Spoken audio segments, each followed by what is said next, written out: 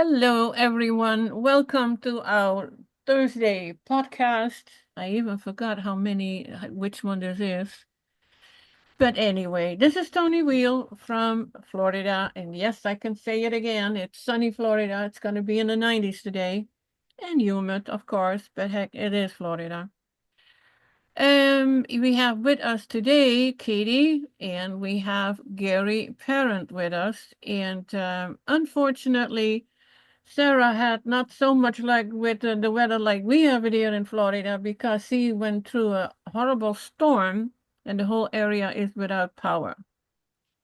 So she could not be here, and because her cell phone has not great reception. Can you imagine that? So many years ago they could reach the moon, and now we don't even have a reception locally. But we're not going there today. We wanted to talk, it was my idea, but I know Gary and Katie, they both love it because the importance of the correct breathing. And I put together a file, and I have thank the Dr. Morse's team at Western Botanicals for that. They actually have a blog about it.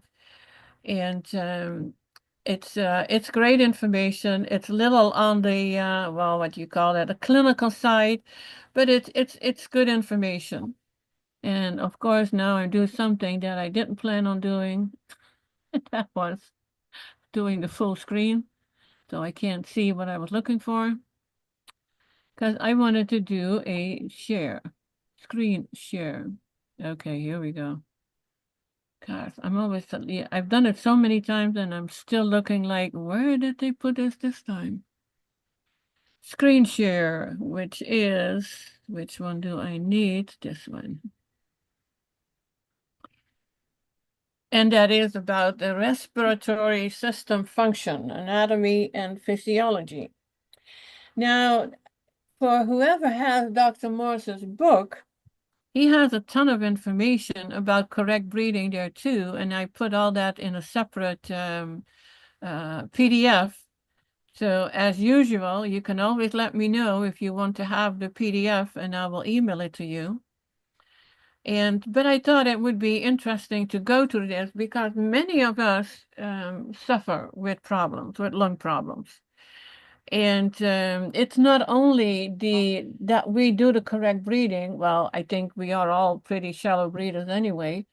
But there is so much in the air and stresses that we are going through that where the correct breathing can help us a lot. And I think, are we already past the season of having the flu?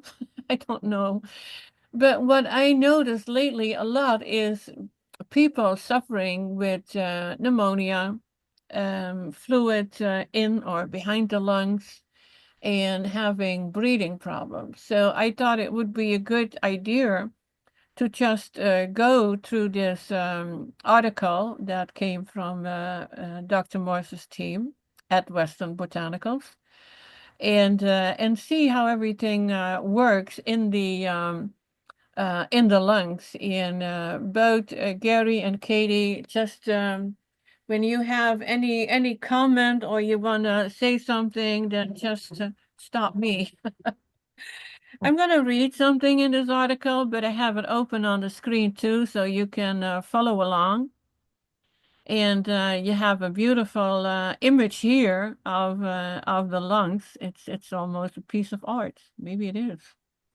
Well, it is actually. I think everything in your body is a piece of art. It's an amazing system. Well, with each breath you take, you are participating in a grand recycling system that sustains life on Earth. You are drawing in air that is shared with every respiring being in existence. From your first gasping inhale at birth to the last sighing exhale at the end of life, your respiratory system is an engine driving every moment. Your lungs work tirelessly day and night, breathing around 25,000 times a day. They function to extract life-giving oxygen and exchange it for waste carbon dioxide from the blood. In this blog, we introduce you to the mysteries of the respiratory system so you can understand its anatomy and physiology and see how this vital system powers your every moment. Now, I came across an image, and I don't remember. I do have it in an ebook for people who don't know. In my packages for my clients, the ebook is included, and that you can get through those packages. The link is actually in the description too, and that would be heal.me/Toni Weel. And there you can see the packages. But I thought this was a very interesting image. And can you see that, Gary, on your phone now, on the I can, screen here? yeah, I can see a little bit of it. Yep. Okay, it's called The Power of Breath. And it's Anima Mundi Herbals who put this together. So big thanks to this person. Anti-anxiety. Your breath is a physical reflection of your mental state. This slow, rhythmic breath stimulates the parasympathetic nervous system, which reduces the heart rate and relaxes the muscles and mind. So that is why always with anxiety and not feeling well, it is be aware of your breath. Self-love activation. Breath work allows us to shift out of our mind and into our body. When you are able to connect your breath, you begin to feel a deeper connection to yourself. This initiates the process of self-love. Restorative sleep aid. Breathing exercises directly signals our parasympathetic nervous system to calm the body down, enabling deep restorative sleep. Gary, I know you talked a lot about that too. Yes. And even with people who had insomnia, that actually doing the breathing correctly helped. I had my especially when I was fasting, I had so much energy. I couldn't sleep, but the breathing didn't help either. I was just too energetic, and I was like, nope, better get up. So That happens, yeah. because your energy is just through the roof. So people that don't sleep much, they have a lot of great energy. Yeah, but it Now, was just being really being wide awake. Yeah. hmm and because there's duality to that too. If you're breathing and you're increasing your health, the energy is so powerful that you don't want to rest. You may want to, but you're not gonna because the energy won't let you. But then on the other side, with depression and anxiety and all that stuff, that's that's not letting you sleep, but that's causing exhaustion instead of clarity. Yeah, So that's I didn't have any exhaustion, so that was good. yeah. Well, people getting that way because what's happening around them, their circle of influence is so powerful that they steal their energy. They're like energy vampires. They're dream stealers. They come in and they take your energy and they convince you they can't do anything, and they set the limitations, if you believe them, in your life, and that drains your energy. Where breath increases your energy. And it's about being here in the now. Yes. Breathing exercises can aid in slowing down and being mindful, allowing you to reconnect with the now. And what we just talked about, increased energy. Breath work improves oxygen capacity in the blood, which improves energy level and stamina. It also works as an immune booster. Diaphragmatic breathing expands the lungs, increasing efficiency in oxygen absorption, lowering cortisol levels. And oh my gosh, do we know about high cortisol levels? Mm. Blood pressure improves the autonomic nervous system, thereby enhancing our immune response. And it helps with stress relief. When stressed, we tend to take shallow breaths that limit the diagram's full range of motion. Next time you feel stress level rising, place one hand on your belly and take a deep breath in through the nose for an count of 4, exhaling for the count of 6. Feel your belly rise and fall. Repeat for 1 minute. The only thing they don't have in there, what we do, is hold your breath for 4 minutes. Yeah, for 4 counts, right? Yeah, of 4 minutes. Sorry. I was gonna say, Thank you. Thank you. yeah, Yes, for the count. I always, and it's a good thing I never told my clients to hold their breath for 4 minutes. That would not be good. No, No. they're too smart to believe the 4 minutes too. And the power of breath is also it affects your digestive support. Breathing properly increases blood flow, helping the digestive organs work more efficiently, speeds up the metabolism, and helps stabilize blood sugar levels. It's that I went through because I put that book and it's called Your Health Journey. I put that together 2 years ago, almost 3 years ago. And this is in there, but lately, once you made it, you don't really look in it. And I was like, well, I came across so many other things working with you. I really need to revise it. So I've been working on revising it.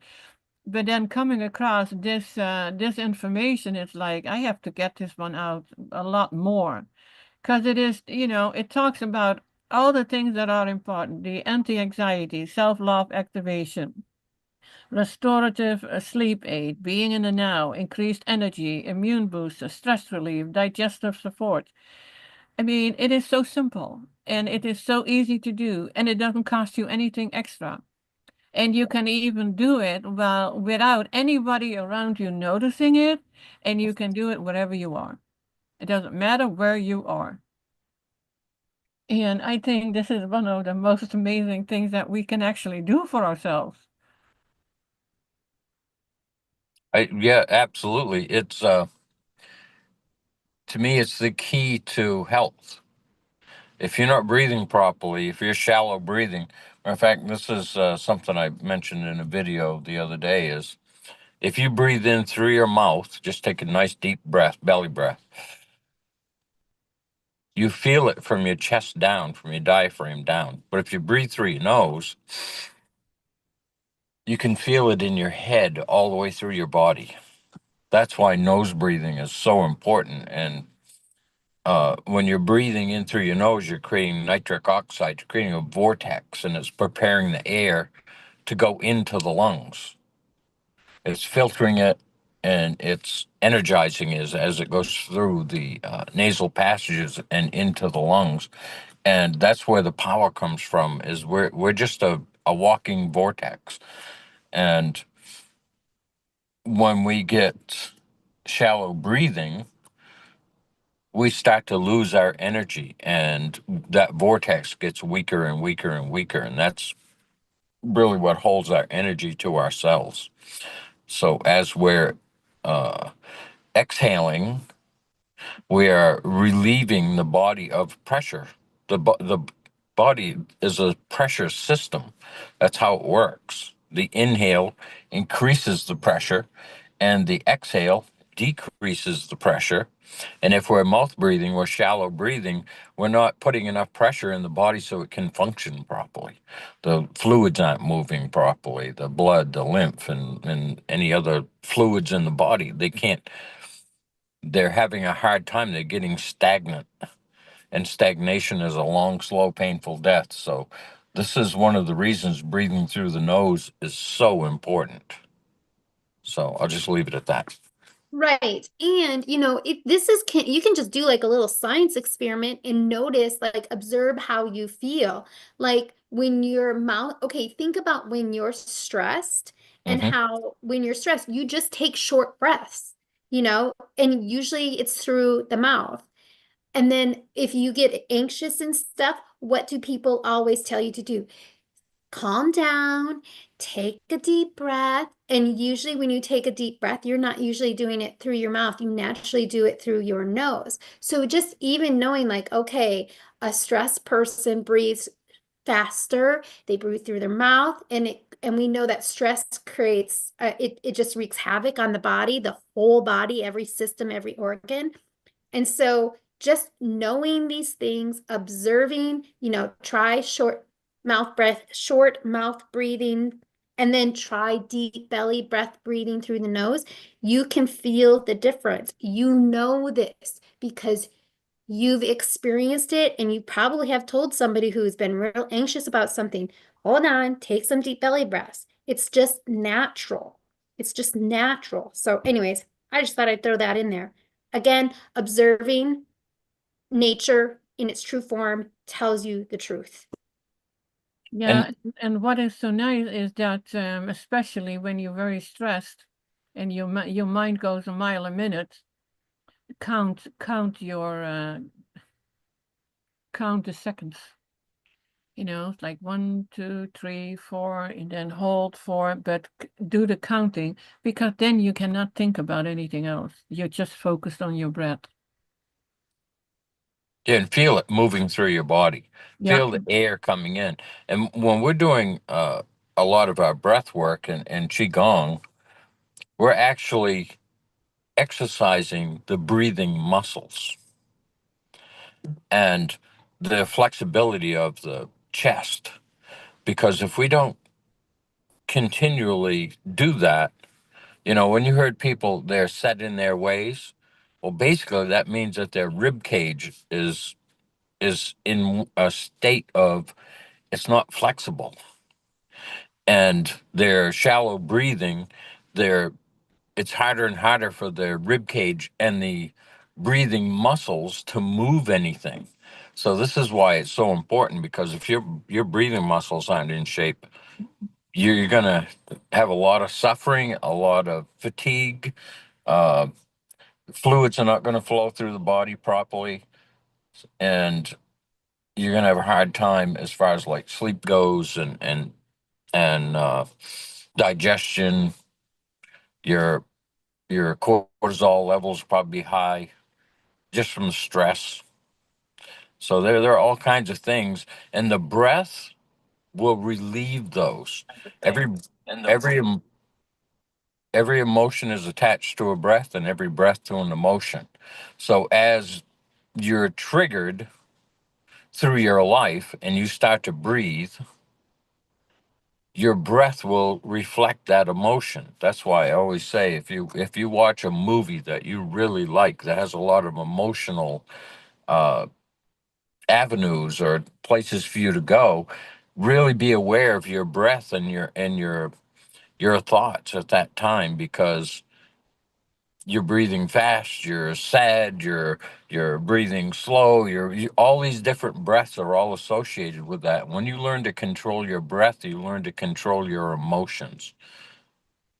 And that is really important, because most dis-ease in the body is created through emotional trauma, through emotional distress. And when you're breathing properly and you're hydrating and eating foods that give you life, you'd be amazed at how much stronger you'll be and how the clarity of thought can be. So I'll leave it right there. It was, yeah, it's interesting that you mentioned that, especially with emotions. I've always been a very emotional person, easy crying. And now I'm thinking about that. I don't have that really that much anymore. Mhm. But years ago, I figured out, and because I could cry, and I was, at places that just don't start crying as a grown woman. So I found it slightly embarrassing at times. But then I learned, when I take a deep breath, I mean really deep breath a few times, it will go away. Then, the tears wouldn't come. I could, level it down so it wouldn't bubble up. And that was pretty amazing, and it always worked. Yeah, and the emotional part of that, the breath, I forgot where I was going with that now. You were just talking about your breath. Oh, your emotions. No, I lost it. Oh, so when we cry, that is an overcharge of emotion. And what comes out of our eyes is tears, and they have salt in them. And it's discharging that emotion. And where our breath changes, right? We're sobbing, we're heaving, where there's, snot coming out of your nose, and you're just a mess. And then all of a sudden it all starts to clear because you've discharged enough of that energy that the body can function the way it's supposed to without without that without that overcharge. And it can happen over and over again. And eventually, through the breath work and what I would say EFT or anything like that, if somebody has that, you can get past all that and put that emotion to rest so that those things are not happening to you anymore. And it's something I've been working on because the more I get into this, the more emotional I seem to get. Uh, and I've been working on that myself as far as like, especially when I'm working with people, I feel the energy moving in their body. Sometimes I cry because they can't. And I let them know that because they may ask me, why did you cry? I've had people do that. Why did you cry when we were doing the EFT? I said, I could feel your energy and you couldn't release it. So it released it through me and they got the benefit. I mean, we're all the same energy. And when there's a field of energy around us, we can we it's not that we can tap into it, we do tap into it, and it can make us fearful, it can make us joyful, it can make us fall in love, it can make us run, it can do all kinds of things because that's what emotions do, and they're all connected to our breath. So our breath is really, really important. It's the key because it brought you here, and when it goes away you go away with it. So that's where I'll end that one. Well, you just mentioned something about you cried because the person you were doing the EFT with could not. That takes me back to a therapist that I had been seeing when I was in my mid-20s Mhm. about the trauma I endured as a child, as a young child. And I couldn't cry about it, but she was crying. Mhm. And that made me think less of her. Like, what kind of therapist are you that you cry because of something that happened to me? So I did do her wrong. I never went back. I thought she was a weak therapist. Mhm. Now I see it through the way you explain it, and I'm like, that was actually pretty amazing. Mhm. Yeah, she was really dialed into the energy. Yeah, yeah. But I always explain it. I think she didn't know. Right. She wasn't aware of it. Yeah. And all I did was actually telling her my story like it was another person I talked about because I couldn't cry about it. Hmm. Huh. Interesting. I learned something today. I was a little judgmental at that time. Okay, my screen is okay, now it works. Yeah, now it works. I have been scrolling through the part of the anatomy of the respiratory system, and it's made of all organs involved in gas exchange. It is separated into the upper respiratory tract and the lower respiratory tract. And the upper respiratory tract, this is actually interesting, located outside of the chest cavity. These organs allow air to move into the system and warm and humidify it so it doesn't shock the lungs. When of course, I knew this, but when you read it, you realize how special everything is made. How totally amazing. So the nostrils and the nasal cavity are part of it, the sinuses, the pharynx, and the larynx. I had not before known about the name pharynx. I assume you pronounce it like that. Maybe in Dutch it would have another name. And that is the part of the throat where both air and food are taken in before reaching their separate destinations. The pharynx also plays a role in speech. Okay, now the lower respiratory tract locating within the chest cavity, this is where gas exchanges occur. And let me see, that is the trachea, the bronchi, the bronchioles, and the alveoli, two words that I have never heard of before. That's what you get when you don't have a medical education. Oh, each lung has up to 30,000 bronchioles. Is that how you pronounce it, Katie, Gary? Yes, bronchioles. Yeah. Bronchioles, okay. The smallest many-branched tubulus are called bronchioles. Oh, hold on. That is then what you see here in this picture, I think. Yes, Okay. yes, that is, Toni. All right. And alveoli, tiny air sacs found at the end of the bronchioles where gas exchanges occurs. There are around 600 million alveoli in the lungs. They give the lungs a massive amount of surface area for gas exchange, and it is surrounded by a network of capillaries. And then we have the diaphragm, the largest respiratory muscle that expands and contracts to allow air into the chest cavity. And the lungs, they are a pair of sac-like spongy organs that fill up most of the chest cavity. They provide oxygen to the capillaries and exhale carbon dioxide. The right lung has 3 lobes, and the left lung has only 2 lobes to make space for the heart. Amazing. Each lung is surrounded by a membrane known as the pleural membrane.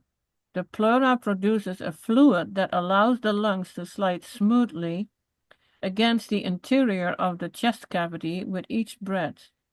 The lungs are separated by the mediastinum.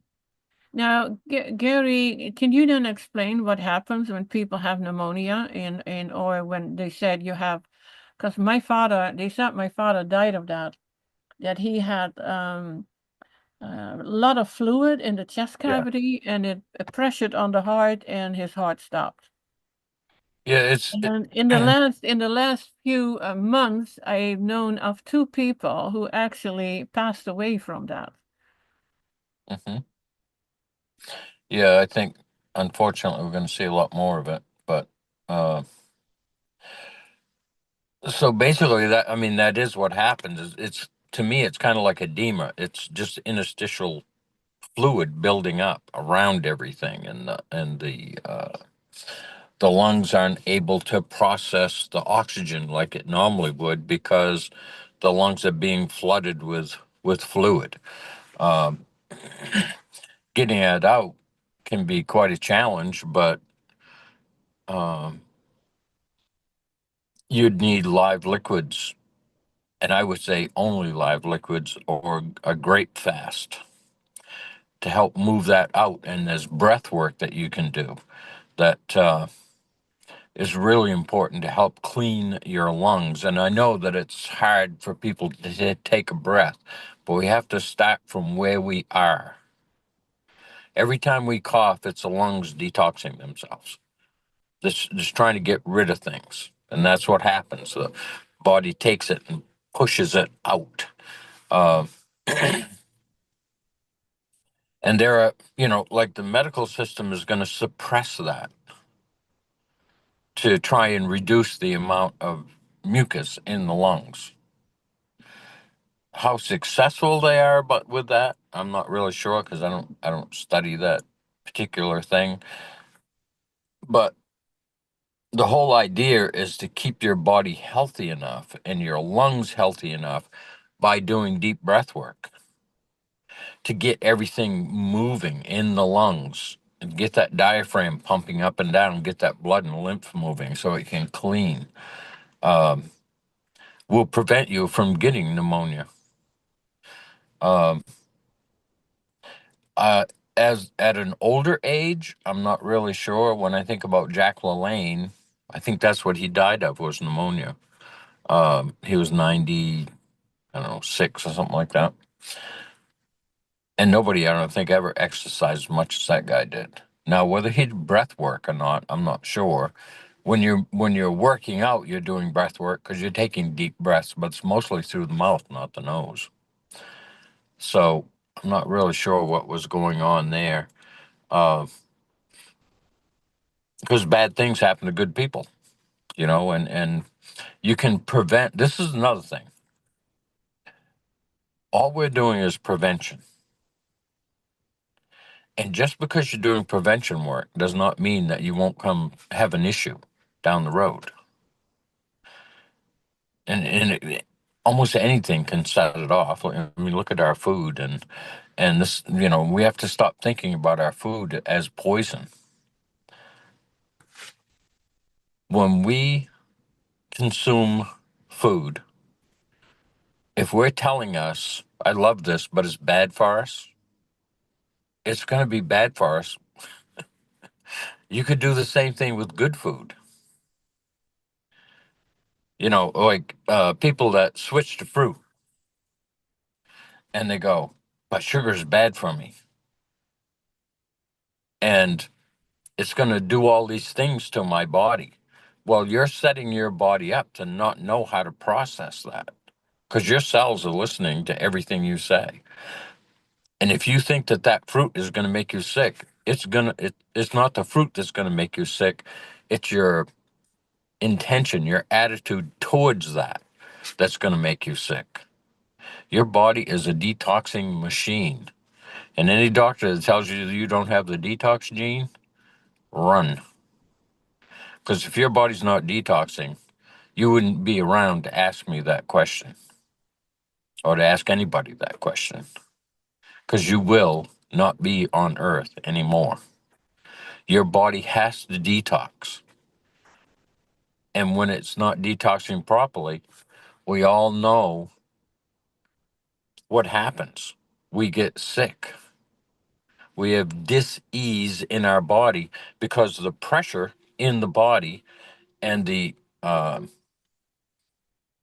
the pressure built when we inhale and the relief of that pressure when we exhale and we get rid of those gases. We're just swapping gases back and forth. Will not function properly, and you will get sick. There's just no way around it.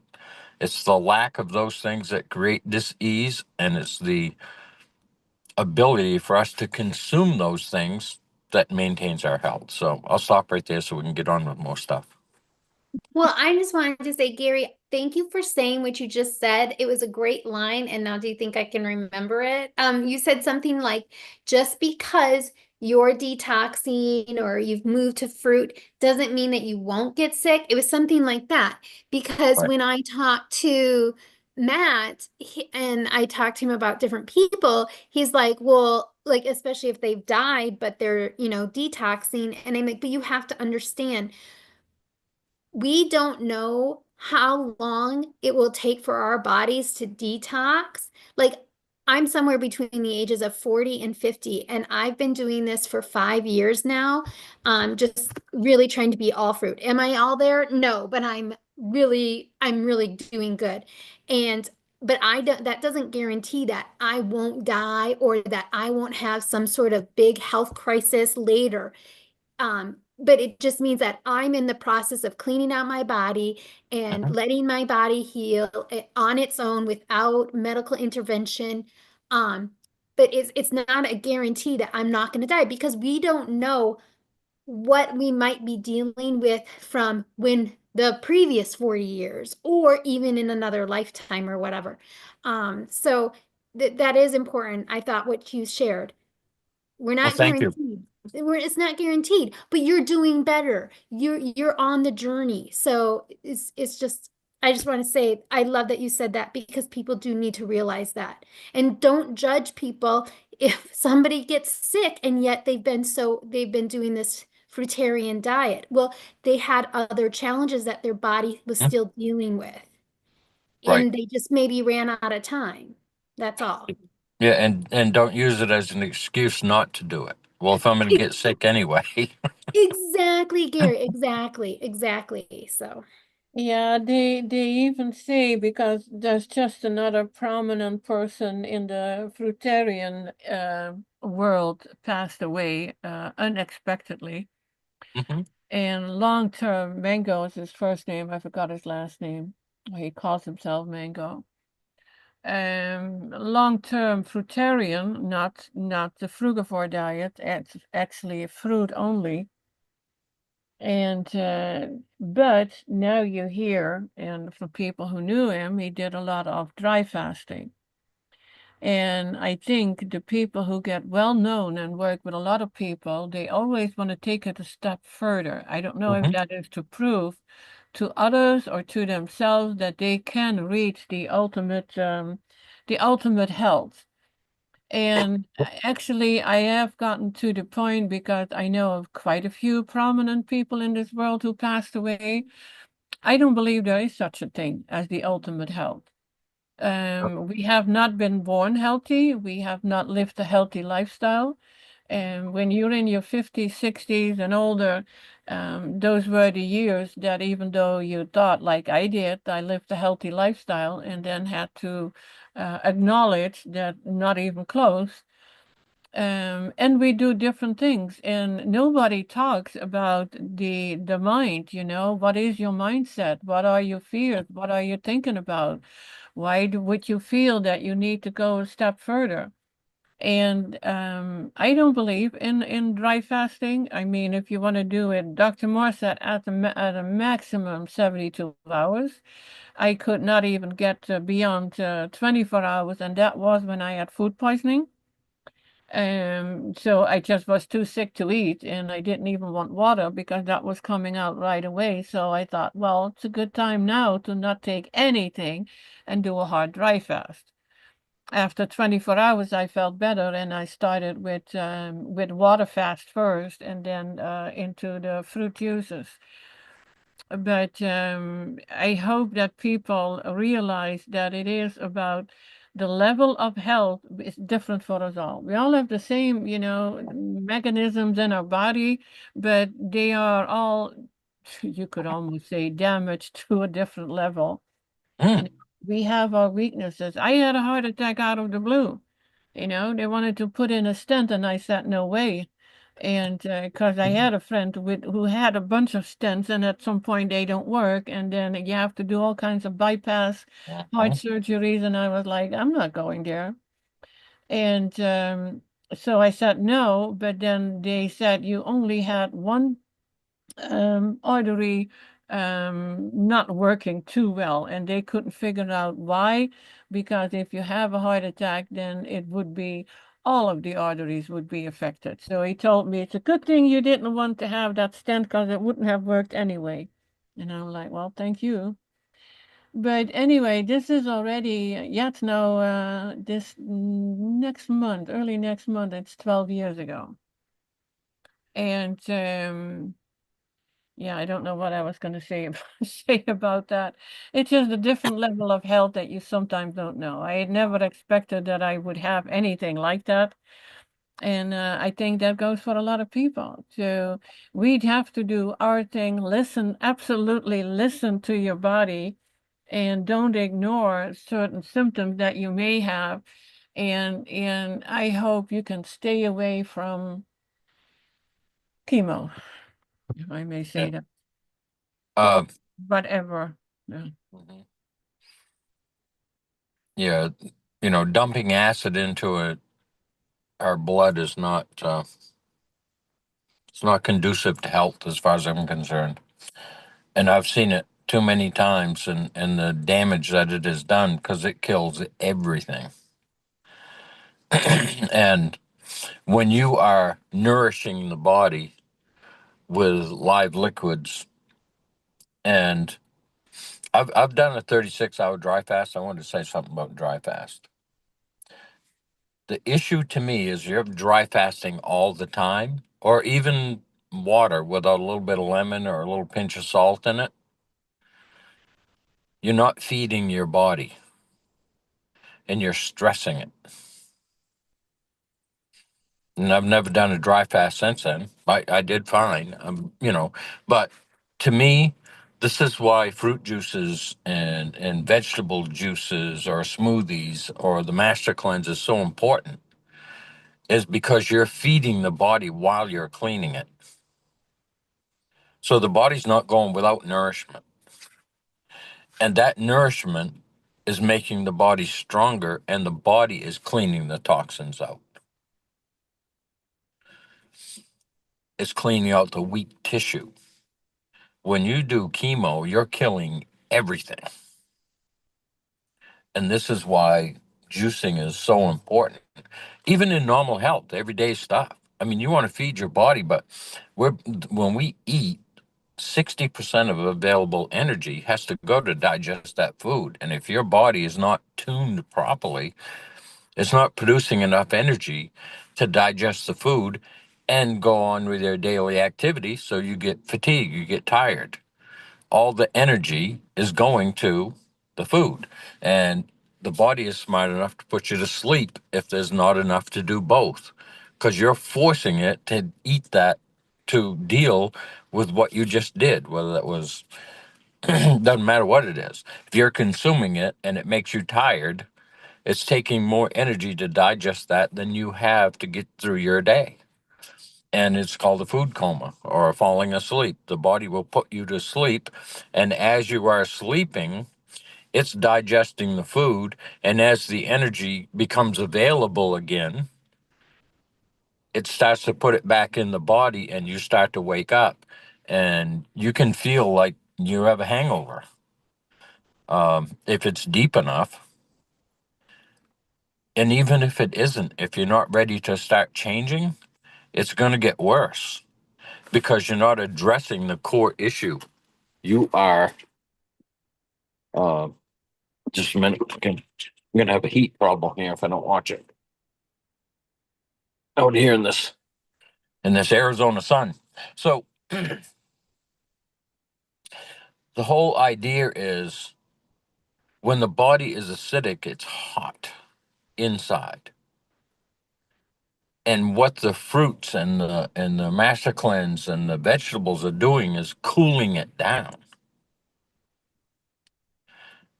Like anything, like any electronic, if it gets too hot, this is issue I may have with my phone here in a minute, where it's going to overheat and it shuts off.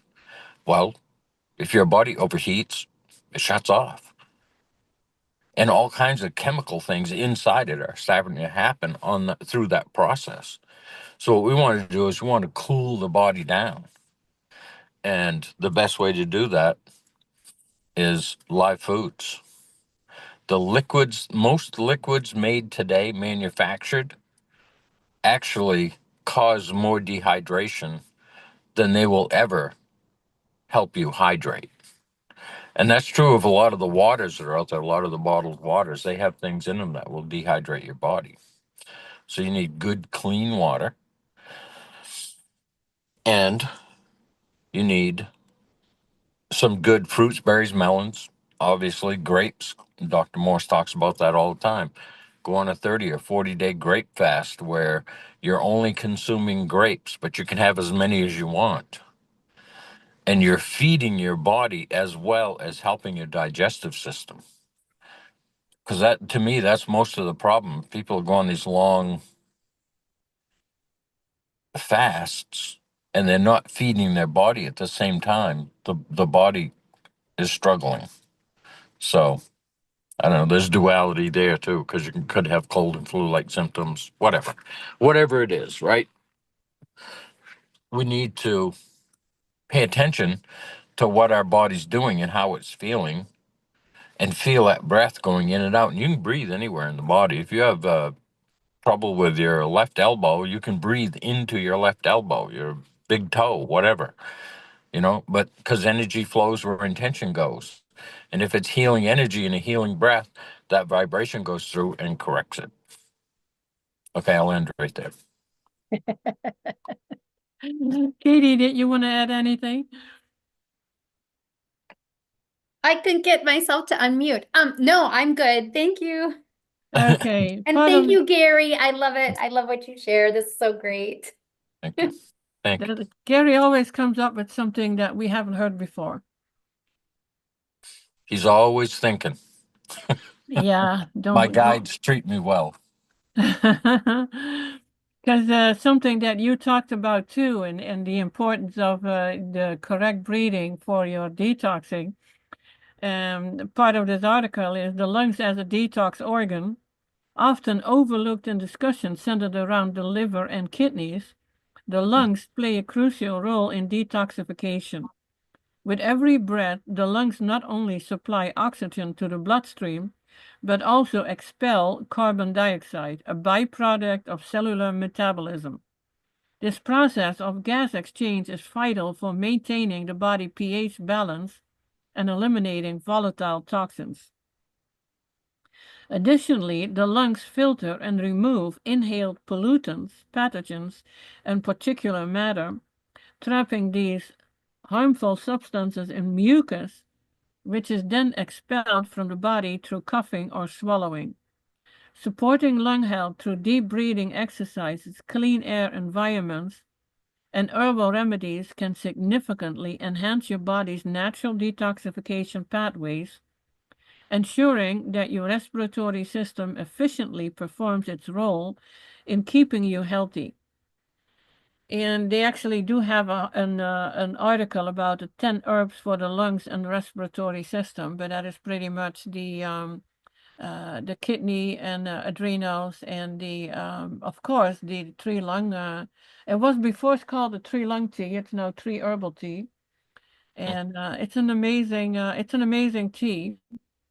Let me see. I'm going to read the conclusion, and then I go to another part about breathing techniques, which comes directly from Dr. Morse's book.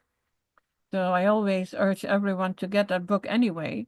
I actually used his book for studying for level 1 and level 2, because when I did the first level classes, they were actually available as live classes and as on a DVD. They still sell these DVDs, but now you cannot get the certificate from it. And I did it that way for level 1, because when I learned about him, they had just finished up the live classes, and I was like, I am going to do this right now, and I'm not going to wait till next year for the next live class, so I did it on DVD. But the DVD didn't want to work on my laptop. Oh, no. It just did not want to work, but I did have the book.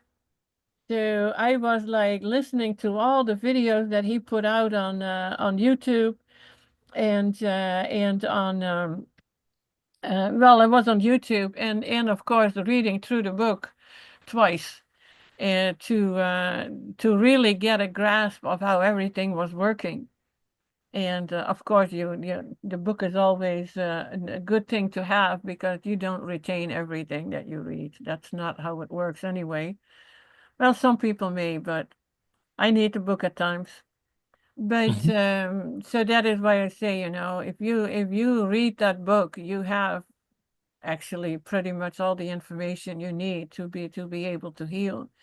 Now, the book is written, I think it's already more than 10 years ago. And Dr. Morse did change his mind on a few things and put more importance on the fruit, although he always said, when I first met him, it was always fruit, berries, and melons. And on the live, I did the level 2 in iridology actually on the live class that same year in 2019, and they were selling. I think you could either have orange juice or sugarcane juice, and it was served in glasses that said fruit, berries, and melons. I still have one. So that was kind of interesting. But so he is now more about absolutely removing, for real healing, removing all the cooked food. And anyway, the conclusion of this article is the respiratory system is essential for sustaining life, providing the oxygen our bodies need and expelling carbon dioxide. Maintaining the health of your airways is one of the most immediately important things that you can do. You can survive 3 to 4 weeks without food, 3 to 4 days without water, and only 3 to 4 minutes without air.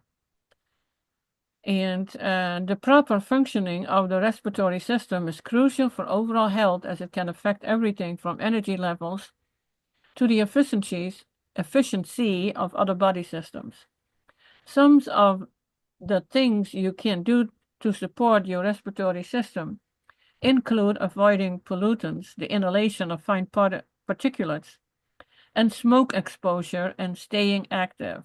Yeah, this is where Dr. Moore is very clear that stay away from anything smoking. So you would think or say that, yeah, but hemp or is healthy. The marijuana, you should be able to use it. Yeah, if you want to use it as a fresh plant. Use the leaves or the roots and make tea out of it.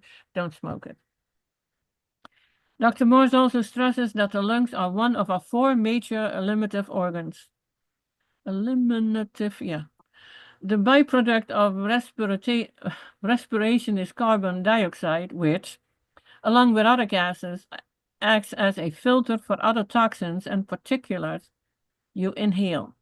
These potentially harmful substances are coughed out, killed by stomach acids, or cleaned up in the lymph system. A healthy respiratory system prevents your other eliminative organs from becoming overtaxed. We hope further knowledge of the workings of this vital system encourage you to seek out greater respiratory health and care.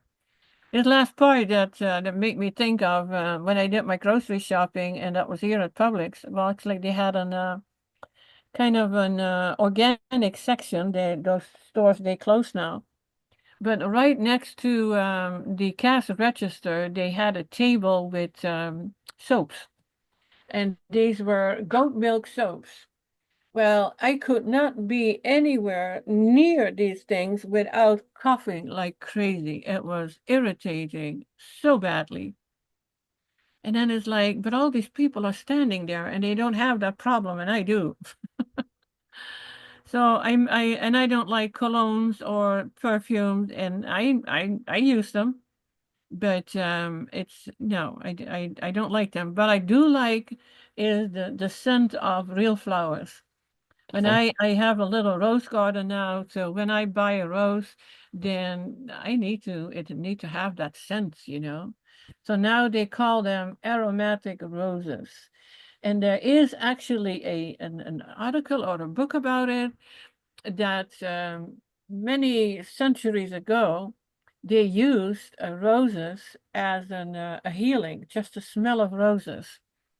And lo and behold, what did I come across, of course, on Facebook, is somebody was selling pure rose, a rose nectar. And I bought it, kind of curious as I am. It's pure rose water, and it comes from the Bulgarian rose.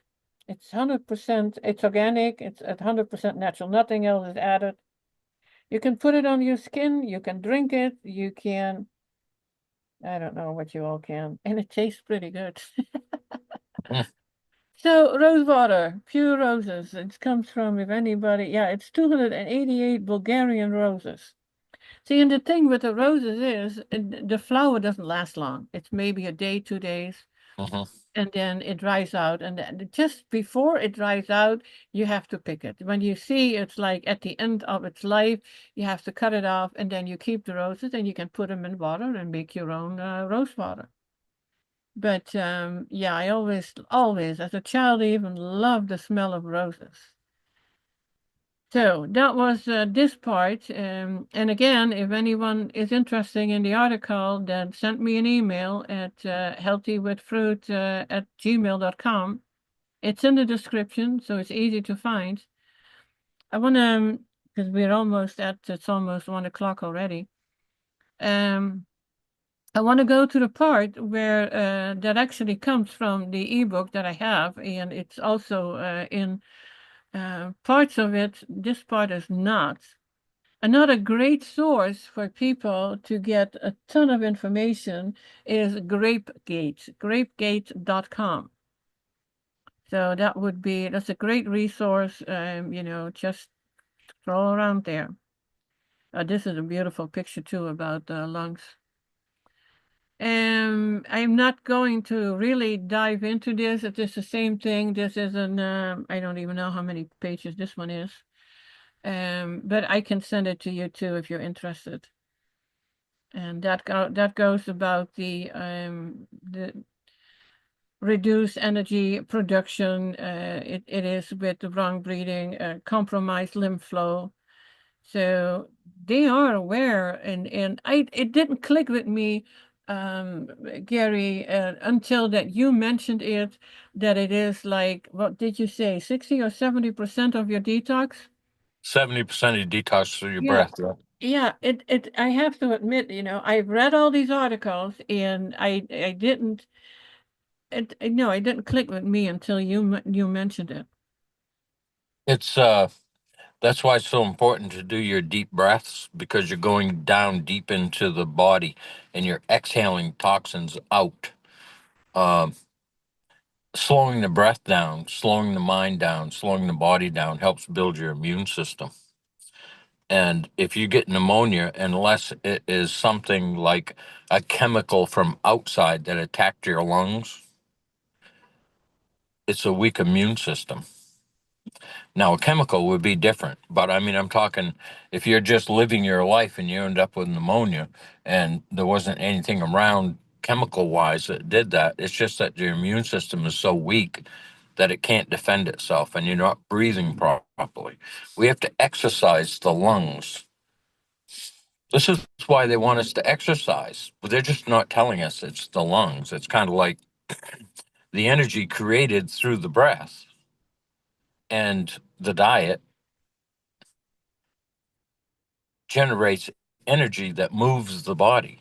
Muscles don't move the body, they guide it, but it's the energy that moves the muscles. And so what they do is they give us half the information. Like everything is about the blood. Well, we're not going to mention the immune system. Well, everything is about the muscle. We're not going to mention the energy. Well, it's just a never-ending half truth. And those are the things we have to catch up with and move beyond. Is the fact that until we learn to breathe, we're not going to have the energy that we need. And when we exercise, what are we doing? We're deep breathing. And if you watch these runners that run, like in the Olympics, the track and everything, I mean, they are running like crazy and they never open their mouth. If they do open their mouth, they start to fall back because the oxygen is not being utilized, and the lactic acid will start to build at that point, and then the lactic acid is resistant to the muscle, so you start to slow down. Literally, you cannot speed up because the body's not able to detox those acids at the rate they're being developed because you don't have enough oxygen. So when you see people that can run for miles and never open their mouth, they're just breathing through their nose, their body is actually utilizing that oxygen to the maximum. And these are the things that the toxins do. They keep us from taking a full breath. They keep the burning energy trying to push the blood and the lymph through. So we end up with less and less energy because of the toxins and the congestion. So this is why doing the master cleanse or the fruits, the berries, the melons, the fruit juices, that's why it's so important, is we need to keep that tissue clean so things can flow through and we maximize the energy in our body through our breath, and the body's not congested to stop that. Then we have more energy, we have more health at that point, because the energy that created you is the energy that heals you, and that comes through your breath.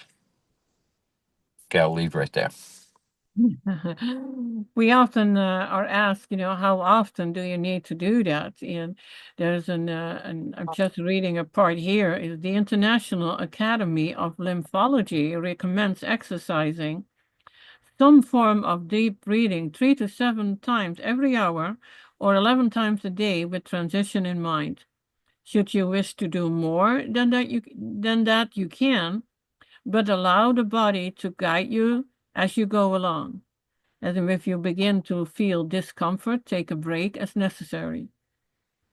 And we often forget about it, so we have to be more mindful of this, how important it is for life.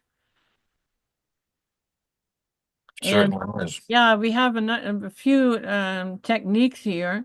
We discuss mostly the ones that you do, lion's breath, and the simple one, what I call a simple one. This is also one for the technique one, is inhale through your nose for one count, hold for 4 counts, exhale through the teeth, creating a sh sound for 2 counts. Technique 2A, the Walker West power breathing technique. I have it on the screen now, so for anyone watching this, I'll leave this open while we talk. I'm not going to read it all because, it's too hard to remember when you are, okay, what was it exactly? But this is all in Dr. Morse's book. So that is why it is so important to have this. The magnified thought, wave deep breathing techniques. I haven't tried them all. Here is one that is called power breathing and visualization.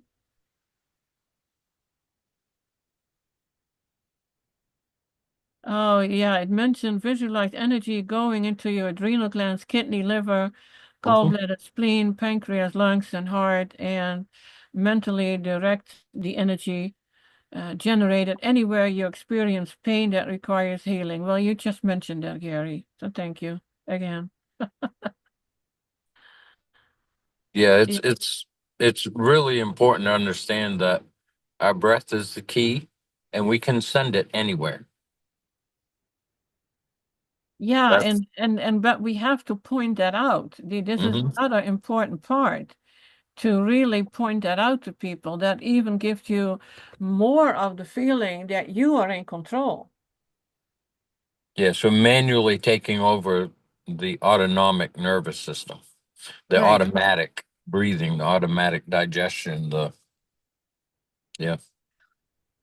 No, no, oh God, this is too funny. I'm reading technique number 5. Yawn, breathe, and stretch. And I start yawning. I see the word yawn and I start yawning. Mhm. This is something I had some people ask me if at the nomad camps if I sing, and I said no because I yawn when I am when I'm breathing, and I'm doing it on purpose. And this is true with my breath work too. I yawn. Now I don't know. I haven't figured out why that is yet, but I think it's demanding more oxygen, or there's something in there that needs to be released that might be emotionally. Uh, but I don't know for sure what it is, but it's definitely there, and it's been that way for a long time, and it's still there today. It's less than it was because I've been doing this so much. That wasn't somebody calling on my phone and my Harley starting up, by the way. So yeah, there's a motorcycle group just came in. So as we go through life, it's up to us. We're being reminded every day. Think about this. We're being reminded every minute of every day about fast food, about manufactured drinks, and that fruits, berries, and melons are bad for us, and that vegetables are bad for us, and that we don't need to worry about clean water because they're taking care of it with fluoride and chlorine and bromine and they're they've mentally prepared us to eat garbage. Matter of fact, I did a video years ago. I think I posted it just recently. In Japan, the wrapper they wrap your burger in is edible. It's made out of rice paper. So the whole idea of a wrapper to me is it keeps it clean, keeps people from touching it when it's sliding across surfaces. So now you're taking an edible wrapper, you're wrapping the burger in it, everybody's touching it, sliding down the counters, and they put it on a tray and give it to you, and you eat wrapper and all. You're literally eating their garbage. That's why they did it, because it would reduce the how much stuff they have to throw away because they have to pay for that. So they just make it edible. You pay for it, and then you eat their garbage. So, and the whole world is coming to that, by the way. What was it? Bugs, and what was the other thing I saw the other day that they're going to start doing? And I can't remember. If I find it, I'll do a video on it. But any waste, fluoride is a waste, chlorine is a waste. Uh, there's what's that? Chemo. Yep, GMO. Yep. Yeah, not the Well, GMO, but chemo, the stuff that they oh, use for people. medical. Yeah. It's Well, all like waste. fluoride is an industrial waste product, Mm-hmm. and so there's a lot of things out there. What they're doing is they're taking industrial waste and figuring out ways to turn it into food to feed us. Well, vegetable oil is one of those. I don't know if you've Yes. ever heard. Yes, yeah. And so all these oils that we're using, we shouldn't be. It's all waste. Right. Margarine was originally made for turkeys, and it was killing them.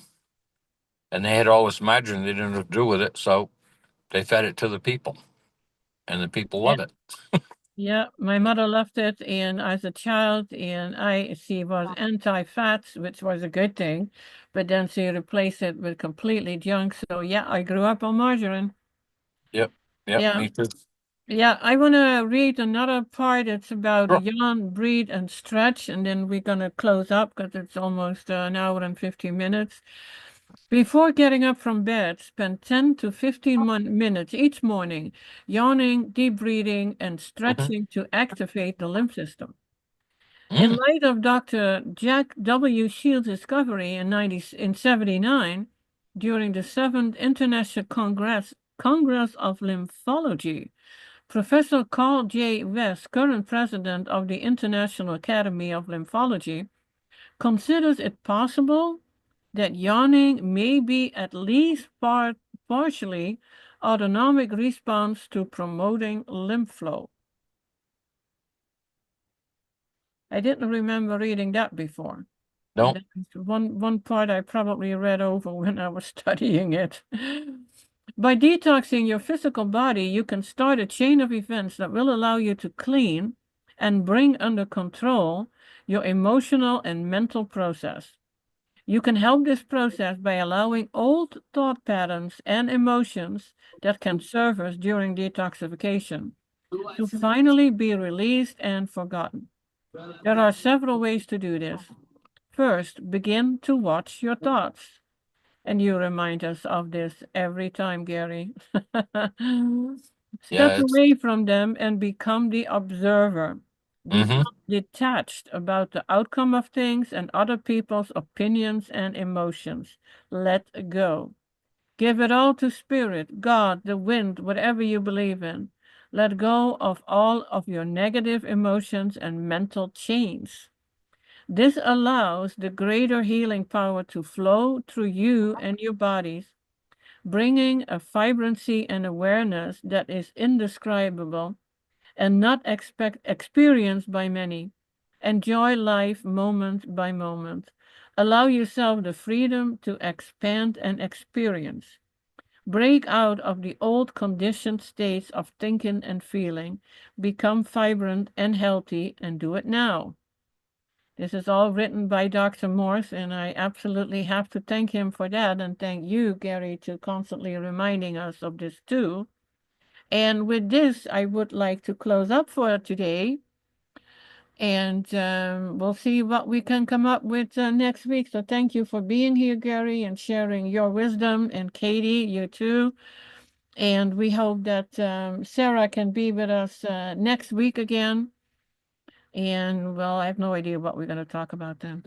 And oh yeah, that I haven't, because I need to do a stop share, and then I can see if there were any questions.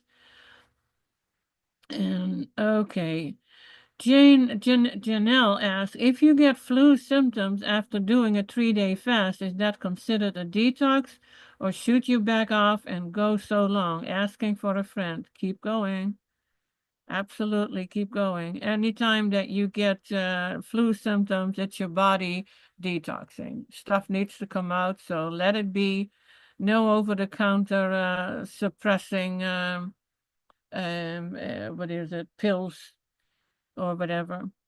Then there was another question by Lisa. If you all have time, I have a question several women over 60 have asked. Is there a specific lymph gate or channel movement or palpitation for the back of inside of the upper thighs and buttocks? That's one for you, Gary. I muted. Okay, I muted my mic because it got pretty noisy here. Oh, okay. So for the lower back, is that what it was? The lower back. Yeah, lower for the back, and side of the upper thighs and buttocks. So I would do gate 4 and 5. Gate 4 is just below your sternum, and it runs down around your belly button. Okay, and we usually put our hands on our ribs, and we inhale through our nose. You want to feel those hands separate. That means that your ribs are expanding and your breathing muscles are strong, so that you get more oxygen deeper into the lungs. And then as we're expanded here, all right, we exhale and we just work straight down from here, right around the belly button. There's a lot of veins and nervous systems right here. The vagus nerve, the parasympathetic is here, and so then gate 5 is groin, and I have this in all my videos, so you can watch it, and they're all free to watch. So, and then so we use knife edge alongside the groin, and we go the inside of the thigh. So we use the palm of our hands for that. Uh, I would, to be honest with you, I just do all 6 gates. But if there's a problem with the small of the back, which would affect the buttocks too, is feeling unsupported, whether that's in a relationship or finance. Small of the back is affected by that. The kidneys are affected by that. And that would set that up for as above, so below, right? So if you're having a problem with the small of your back, you're having a problem with your buttocks and your thighs. I did do an article a long time ago on cellulite, and it was I'll see if I can find that. Maybe I'll post it. But Gary, that makes for an interesting show. Like what you were just saying, how that part of the body that affects whether you feel supported and financial. It would be a very interesting show to have you go through, like starting from the head and working to your toes or toes to the yep, head, and just say, okay, here's this body part. If you have pain in this body part, this is what it possibly means. I yes, mean, that would be something new to me, and that would be something I would be definitely interested in learning. okay. We can do a show on that. I should be outside, standing outside, so that I can go through the channels and everything Yeah. during the show, which we have done before. So, I mean, it's not a big deal.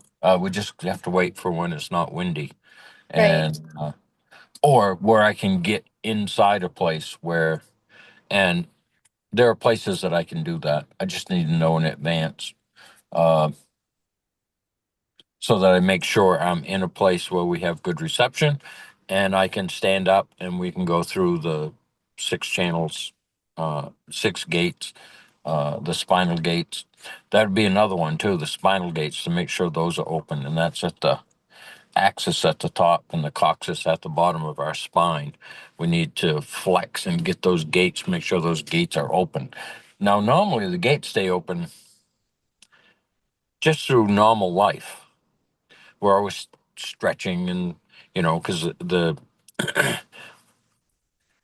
when we're dealing with the gates, we want them open so the things don't start backing up, and they can back up on this side or this side because there's gates on both sides. And part of the issue with that, and I just had that. So part of the issue with that is sitting. That's why sitting is the new smoking. Because when we're sitting and we're on computers, our head is forward, and every 10 degrees our head leans forward, adds 10 pounds onto our head, or it adds a pound onto our head. I can totally see that.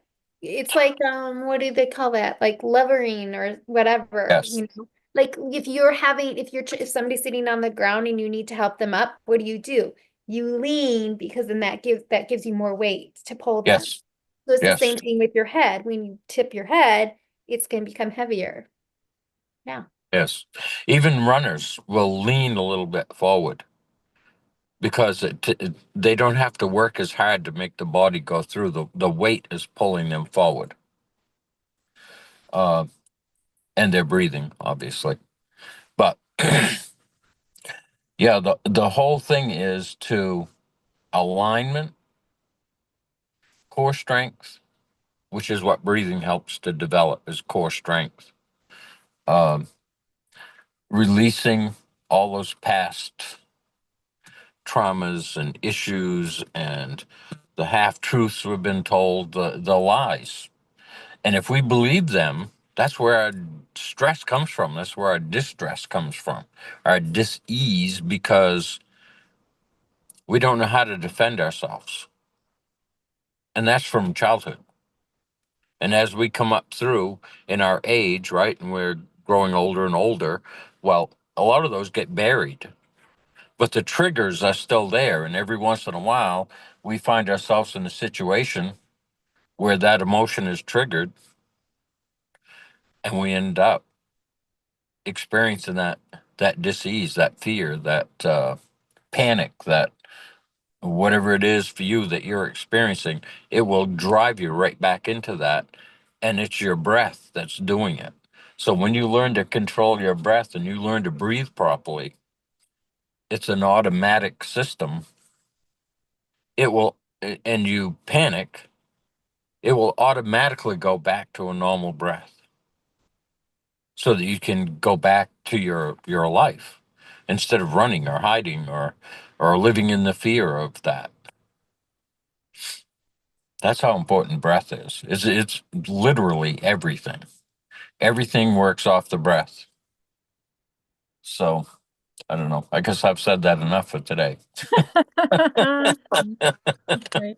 We just we just added what is it, almost 10 minutes. Yeah. And Yeah. it's And now always I have all these questions. I might have to write them down for another yeah, show. no, Yeah. I'll write my questions down. yeah, I Okay. see now there is oh, Sue wants to know, Gary, is it beneficial to do the lymphatic gates at night before we sleep? Yes or no? Yes. Okay, we're done. You always see that in politics, and you can only answer yes or no. Go. Yes, I know. So when you lay down at night, that's when the lower half of your body detoxes. And that's why it's important to open the gates at night. Ah, okay. Good to know. Okay, guys, until next week. All right. Much Bye, everyone. Love you guys. to Talk to you Love later. you too. Bye-bye. Bye bye.